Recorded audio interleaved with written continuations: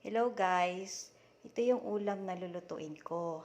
Mishwa, yung nabawasan ko nung nakaraan na nagluto ako. Giniling, bawang sibuyas, tsaka ito patula. Ngayon lang ulit ako nakakita ng ganito patula. Ang haba.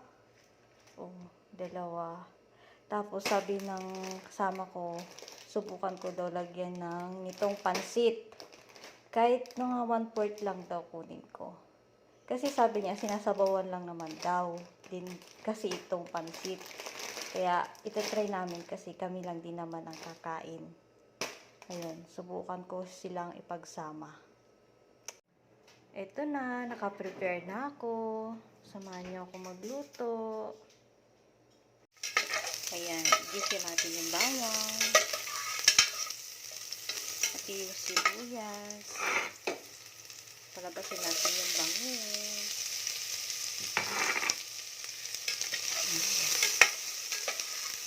Ang bango ng bawang.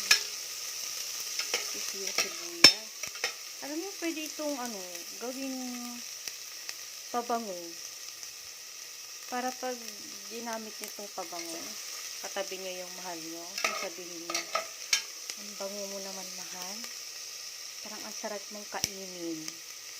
Pag sinabi niya yun, ay sige, kainin mo ako. Charot! Ala lang. Lalo ko ang isip lang. Ang bango kasi niya. Amoy pa lang niya, parang amoy ulam na.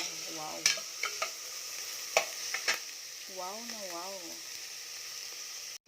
Sunod natin yung giniling. Ayan. Hiwalay natin. Tapos, habang niluluto natin itong giniling, sasayaw tayo ng sino siya? Ang sarap mong gumiling, ang sarap mong gumiling. Ito trending. Diba?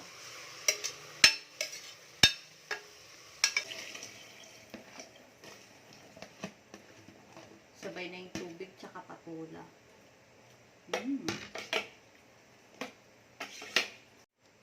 Sino siya? Ang sarap mong gumiling, ang sarap. Dapat ganon. Pag masarap yung yung ulam, sayawan mo. Sino siya? Ang sarap mong gumiling. Tigas ng katawan.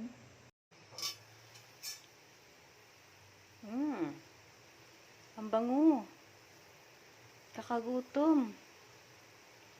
Ayan, nilagay ko na yung pansit, tsaka yung mishwa. Ano kaya ang lasa? Tanungin ko mamaya yung friend ko. Anong lasa? Hulaan ko. Ang sarap! Yan na, malapit na maluto.